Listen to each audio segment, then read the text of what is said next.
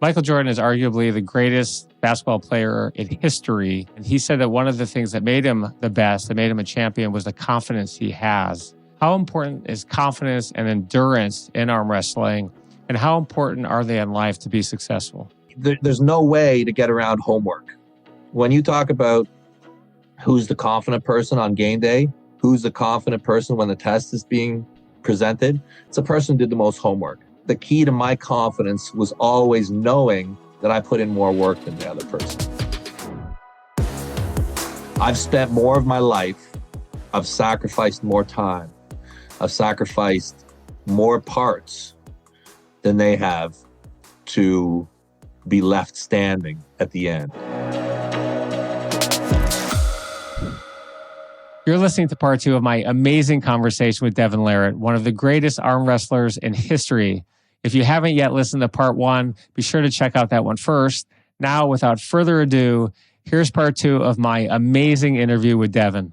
So one of the things that's made me successful in my career has been something I call extreme preparation, which means when someone's preparing 1 hour or 2 hours for a meeting or job interview or sales presentation, there are times where I've done 40 to 80 hours.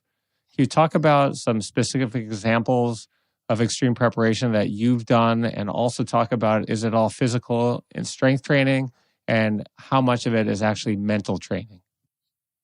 I think that a lot of what it takes to be great is cutting away pieces of your life that are not important to you. A simplification and a purity where you are spending as much of your time concentrated on the most precise bandwidth that's related to your success possible. I think that this is something that I certainly do. So I think one of the best ways I can explain it to you is in the later part of my career. So I was considered the number 1 arm wrestler in the world in the open weight division when I was around 33. That's like 15 years ago. Okay. And I think that that's around the time that most combative athletes kind of hit their peak, in their early 30s, because, you know, your injuries are still mostly manageable. You've got a lot of technique. You're young and healthy, and a lot of things haven't started to fade. Arm wrestling's really good that you can really push that if you hold on to the love. But there's a lot of things you have to learn if you're going to hold on. One of the concessions that I made was, as you age, you start to run out of physical energy a little bit more. Like your ability to recover, your ability to heal becomes somewhat diminished. And it was my theory that I just wanted to physically express myself on the arm wrestling table at the highest level for as long as I could. And I actually, for the last 4 years, I have completely focused on my right hand. So I actually only train my right hand. I don't even train my left anymore. I still practice with it. I still have fun with it. But my right hand has done all the homework for 4 years.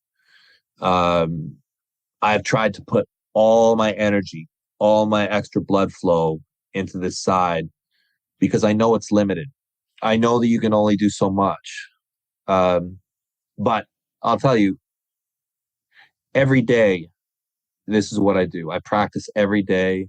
I wake up, I train throughout the day. I go to practice. Before I go to sleep, I will practice. Arm wrestling is my life, really. Like, it's an experiment that I'm completely fascinated by. I find it very interesting. I think that you have to fall in love. I think you have to become obsessed. I think you have to give yourself permission to let the activity that you love kill you. I think you have to let it take over your life to a certain degree. to reach the highest levels. I think you have to make a lot of sacrifices. I think you have to let a lot of things fall. I think you have to let a lot of things fail if you want to really simplify and purify. Can you give us a sense of what your training regimen actually is on a day-by-day basis, what you do to prepare strength-wise for a match? Say my training really falls into probably 3 categories. Probably the most important one is the actual practice on the table. This is probably the most fun and the actual best, most specific thing that I can do. So what I'll do is I will train with other guys. So I'll go to different clubs almost every day. I'll travel different parts of the world. I'll train with people all around the world. I'll spend time on an arm wrestling table. Whatever you do, you get better at. So I never go far away from the table. This is probably the most important thing that I do. And I believe that it's the only thing I would really have to do to ensure myself to always move forward. It's the most important one, to do the thing that you actually want to get better at. That's not enough for me. I do other things. I do 2 other things. So I try and break new ground. Okay. So I try and move forward. And I try to keep things very, very simple. I don't try and do a lot of things. I used to, like if I went back like 20 years ago in my career, I would be doing hundreds of exercises. Okay. Different exercise. I would break an arm wrestling match down and I would be working every motion, every movement that I could think of in a match to try and improve those areas. I now have become extremely simple, and I understand that there are parts of the game that are much more important than others. And if you win these key pieces, that it becomes extremely difficult for the other person to beat you. So I spend a lot of time pushing forward in probably 2 to 4 components. Okay, this is what I spend all my time kind of breaking new ground. When I mean breaking new ground, I break new ground in strength and in power, because these are the most important components in the fight: strength and power in an arm wrestling match. People talk about endurance. Endurance is great. When the match is close, it can come down to endurance. But if you ever ask me, Devin, what do you want?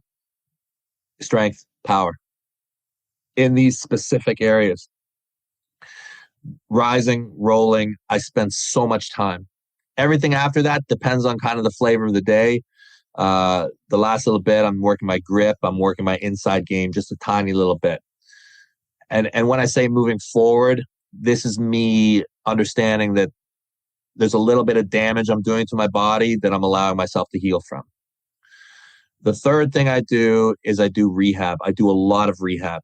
I do blood flow. And this is to make sure that I stay healthy, stay functional, heal myself. I would not say it's really moving me forward. It is in a certain way, but not so clearly as the second option. Rehab is something, it's basically you're just greasing your ligaments, greasing your tendons, pushing blood through your tissues to enhance the healing and the metabolism and keeping the health up. So that's it. And then I do, and then I'll kind of stay current. Okay. And that's just me kind of keeping my eye on the arm wrestling scene and knowing what's going on. But yeah, those 3 things: arm wrestle, develop my strength and power in certain key motions, and then rehab. So I've already talked about some of the elements of success. We talked about a simple mindset. We talked about commitment. We talked about work ethic and preparation. How important is passion to our success, both in what you're doing in your sport and in our lives itself? I think passion is probably the most important thing. It's probably the most important thing that is going to get you anywhere. If you do not love something, I highly suggest that you don't pursue it. It's not worth it. And when it gets tough, you're not going to want to do it. When you love something, you will come back to it over and over and over. Whether you want to or not, it won't matter. You'll be drawn to it very strongly. It won't seem like work to you. You won't go to bed and be like, oh, okay, well, what are you going to do tomorrow? Okay, I have to do this. No, you'll want to do it. You will be extremely motivated to do it. Motivation. If you are not passionate, if you are passionate about something, motivation will never be a problem. You will not be deterred if you're doing the things that you love. It will continue to grow in you. You will become more efficient. You will become more effective. You will continue to pursue your goal. Passion is probably discovering your passion is probably one of the most important things that you can do as a child, as a young person, figuring out what it is that makes you feel alive, figuring out what it is that makes you feel at peace. These are the things that you really need to do to know yourself so that you can enter a field where you can make your life very easy. The word work should not be in your vocabulary. It should be all play. Even the things that are hard and monotonous. The rehab that I do for hours every day, most people would probably hate, but I really like it because I enjoy mastery of my body. I enjoy the way it feels. I enjoy the process because I know it leads to victory on the arm wrestling table. Passion it's very important. Let's go to 2018 and the most anticipated arm wrestling match in history between you and Denis Sveplenkov. You lost 6-0. What happened there, and how did you bounce back from that huge loss? Yeah, Denis is such an incredible human being. He's one of my very favorite people on the planet. Denis Sveplenkov, I've learned a lot from Denis. He is one of our greatest champions in the sport of arm wrestling. I don't want to make any excuses. I was defeated by an incredible arm wrestler that day. There's a good chance that Denis and I get to arm wrestle again soon. It'll be on the right hand. It's really great when you have these people to focus on and continue to draw inspiration. Continue to keep you humble. Continue to show you that there's a higher ceiling. Denis, he's an inspirational athlete. He's an inspirational fighter.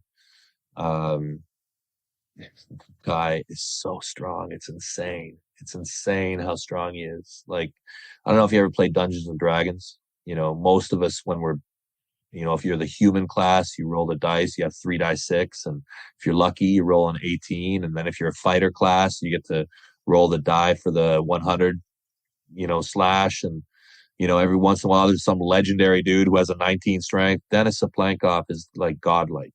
He's not in the realm of humans. There's a few people, like, you think like there's 7 billion people on the planet. I mean, when you look at these complete outliers, which I don't think I'm really one of. Like, I think that what makes me special is just how crazy I am about the sport. I'm probably and when you talk about like where I am in the spectrum of crazy in the sport of arm wrestling, I'm probably way, way, way out there. But Denis, not to say he's not crazy about the sport, but Denis's strength it's just so freaky. It's so freaky. Like his hands, his skeleton, it's probably like a normal male, he's probably 4 times the skeleton weight. Like his bones alone, like he's a complete caveman. Like he's so strong. It's incredible. When you're sitting there and you're walking up to the table and there's people watching you, or you're on ESPN, which does happen at times, do you ever get anxious before the fight or have anxiety or think, gosh, what happens if I lose? I've been doing this a long time. I like to know that really nothing matters. Really, it really doesn't matter. I mean, there's far more serious things in an arm wrestling match, and even they don't really matter. So really, it's just about me and me having a good time. And that's what I kind of come back to. I come back to the fact that I've been doing this since I was a kid, and I'm here because I love to fight, and it's that simple. Um, and quite honestly, um, as difficult as it is, I do cherish my losses. I really do. I never seek a loss. I even the times when I willingly accept a fight, when I know I'm the underdog, I never seek the loss. I do everything I can to avoid it. But when it happens, I cherish it. I really I'm happy for my loss. You do learn more when you lose. Like winning is so great. I love to win. It feels so good, and everybody's happy. It's winning's very simple. But I think that so much strength comes from failure, comes from feelings of inadequacy, comes from feelings of being not worthy, feelings of failure. So when you get those given to you, really, in terms of if you had a year or 6 months till your next match, would you rather come off a win or come off a loss? You probably want to come off of a loss. Losses will make you stronger, depending on who you are. If you are obsessed and in love and you're never going to let go, then losses are great for you. If you are kind of on the fence, not sure, and doing it for, maybe if you're doing it for money, or if you're doing it for some reason that's not as pure, then maybe a loss isn't good for you. But the people who are there just to fight and who are there like very pure, losses are great for those people. Devin, you said that wrestling is like poker. Is life like poker as well? And what have you meant by that? Well, you have your cards. You can bluff. You can play. Depends on what the opponent has. I don't know that it's that much like poker, to tell you the truth, because there's not a lot you can do with the poker hand. I mean, it's getting played regardless. I mean, I'm not a big poker player, and I understand that there's a lot of randomness. I think that in arm wrestling, it's very much about just self-betterment and a growth of self. Life, you will learn a ton from the sport. I find that there's mirrors all over the place. Things you learn about arm wrestling, they're all through your life as well. Why is your motto "No Limits"? Well, that's a nickname that was given to me. I never chose it. I think that people gave me that name because most of the times, if the match stops, I win. I can normally go farther. I can normally go longer.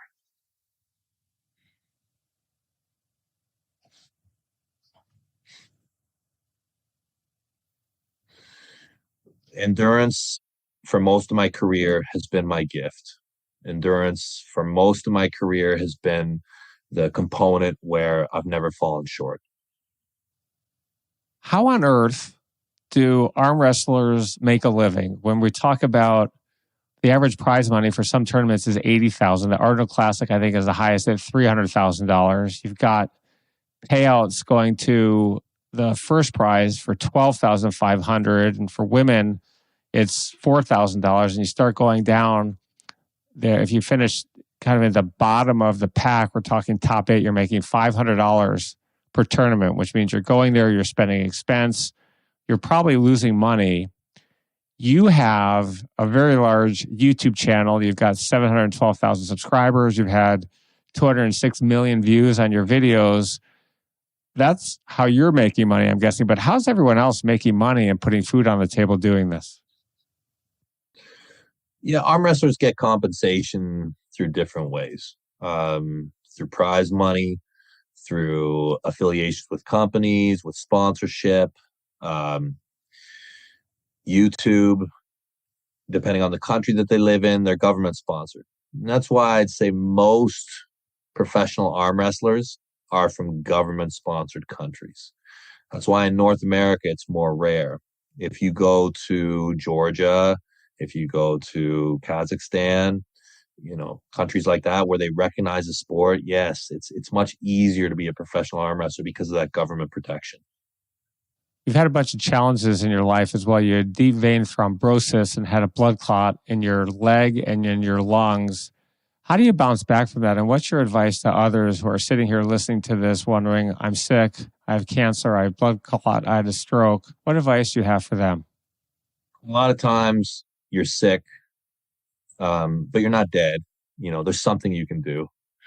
I think that so much of the key to life is very simple. It's movement and breathing. So often when we've become hurt or sick, the instinct is to lay there and rest. But I think so often it's the exact opposite of what we should do. I think the faster that we can return to the activities that we love, the more health will be back in us. If you can't run but you can walk, then walk. If you can't jump but you can hop, then hop. You have to start again. You have to do what you can do. When I had deep vein thrombosis, I got very sick. Probably almost died. But I started walking every day, further until it cleared. I was lucky. Simple things: stay hydrated, walk, breathe, and count your blessings, because it will be over. Let's talk about your awesome wife, Jody. You met her in high school. She herself is the former #1 arm wrestler in the world. Talk about your love, and could you have been as successful as you are without her? Jody has been incredible. Jody has been such a support for me. It's very interesting when you've been together so long. When I talk about Jody, we have 3 kids together. Our lives are completely, basically one thing. When you make a life with someone else, the bonds become so deep that when you love each other, it's a form of love for yourself. And when you fight with each other, it's a form of fighting with yourself. Long relationships become deeper and deeper and deeper until I think that they become difficult to recognize as whether they're another person or they're you. It becomes very, very intertwined. Jody and I, almost one person. I want to ask you about one more fight, King of the Table 2, you versus John Brank, if I pronounced his name correctly, where you were fighting with your right hand. What happened there? And is considered one of the greatest fights in arm wrestling history. Yeah, I don't know if that would be considered one of the greatest fights in arm wrestling history, but John Brzenk and I faced off again in, I guess it was 2021. Yeah, 2021. John Brzenk is recognized as the greatest arm wrestler of all time. Okay, this guy, he is actually the guy who won the Over the Top tournament. He's actually the guy who placed first. He's the guy who won the truck. He's actually like what they made the movie Sly Stallone. He's Sly. He's Lincoln Hawk. And he's had an extremely long career. So basically 40 years of dominance at the very highest level of the world of arm wrestling. I actually beat John in 2008 to take the world title from him. And yeah, we faced each other a couple times, most recently at King of the Table 2. He came back from a little bit of a retirement, and he wanted to face me. John is he's kind of like a father to the sport. Like all of us now who are kind of at the top of the game, and all the young guys coming up, everyone in the sport knows who John Brzenk is. John is he is like the OG. He's like the guy that everyone looks to. He's the gold standard. We have current champions, and the sport has certainly gone quite far. Like the sport now compared to what it was, 10, 20, 30 years ago is almost unrecognizable. But yeah, John Brzenk's contributions are unmatched. His time of dominance will probably never be replicated. So for me, anytime I get to face John, it's a big honor. So yeah, I love that guy. You beat him 4-0. Yeah, I did. Yeah.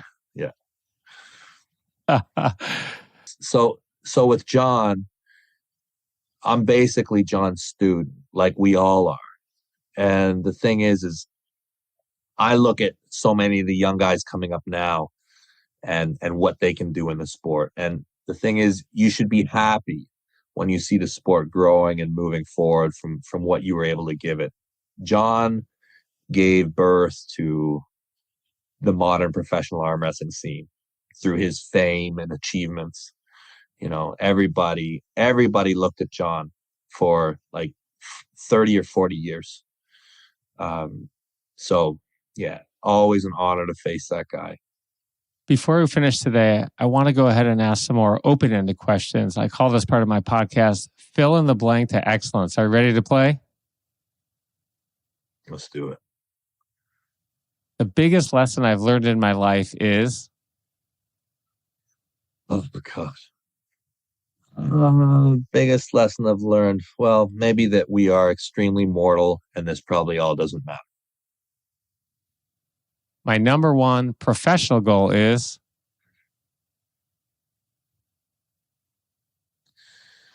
My number one professional goal is to be remembered.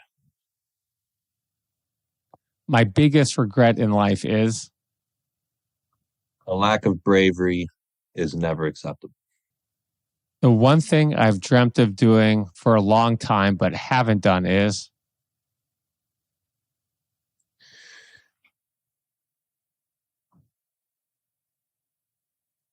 Basically giving away everything and be like a leaf in the autumn wind and just traveling and fighting. That's it. If you could go back and give one piece of advice, what would you give to your 21-year-old self? Don't hurt yourself. If you could meet one person in the world, who would it be? I'm quite happy. I wouldn't know somebody else. I think I'm good. The one question you wish I'd asked you is?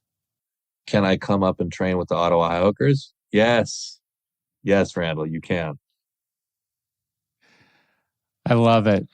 Devin, this has been an awesome interview, an awesome podcast. You've really enlightened me to the world of arm wrestling and so many other people. It's so much fun being able to watch your shows and the videos before we got here. I encourage everybody else, all the viewers and listeners, to do the same. It's a very cool sport. Devin, you've been an inspiration. Thanks for being here. I appreciate you being here.